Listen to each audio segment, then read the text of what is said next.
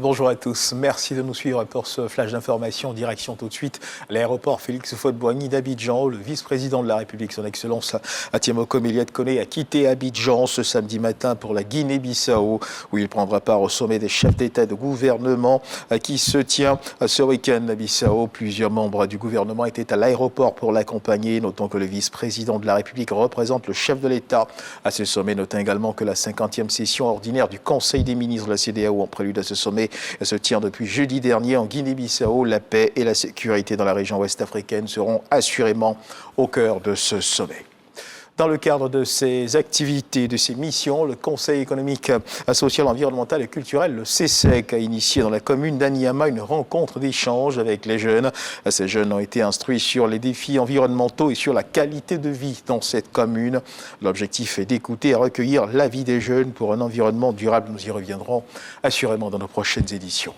Sachez que le ministre du Commerce, de l'Industrie et de la Promotion des PME, Souleymane Diarra-Souba, a lancé donc à Abidjan la carte de commerçant, une carte dotée de porte-monnaie électronique.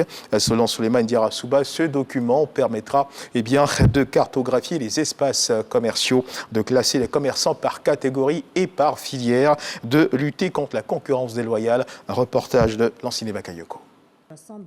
Cette carte de commerçant dotée d'un porte-monnaie électronique vise à structurer le secteur du commerce et à formaliser l'activité commerciale sur l'ensemble du territoire national. Ce projet permettra à terme la constitution du fichier national des commerçants et des entrepreneurs, qui est une base de données nationale des commerçants et des entrepreneurs ayant pour finalité la cartographie complète de l'activité commerciale et la formalisation du secteur informel.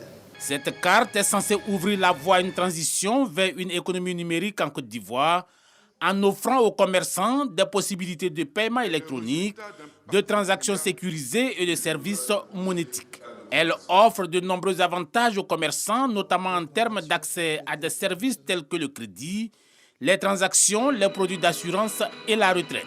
À ce jour, 386 765 commerçants ont été recensés, dont 85 062 se sont acquittés de leurs différentes redevances, et 49 472 cartes ont été distribuées. À travers cette carte, le commerçant puisse avoir, à travers les institutions bancaires, accès au crédit plus facilement, puisqu'il y a pas mal de données qui sont intéressantes pour les banques.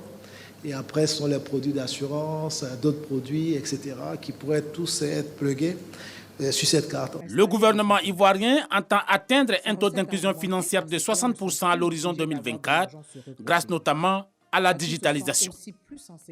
Dans l'actualité internationale en Afrique, sur la situation entre le pouvoir de Kinshasa et le M23, dans une vidéo, Sultani Makenga, le chef rebelle du M23, s'est exprimé pour la première fois depuis la resurgence du mouvement armé en 2022. Il assure qu'il continue d'exiger un dialogue avec Kinshasa.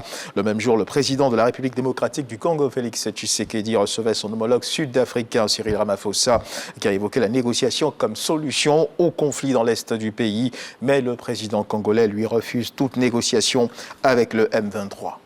Et toujours dans l'actualité internationale, du côté de l'Iran, le pays a procédé à l'exécution ce samedi 8 juillet en public de 2 hommes impliqués dans l'attaque contre un sanctuaire chiite à Shiraz, dans le sud du pays.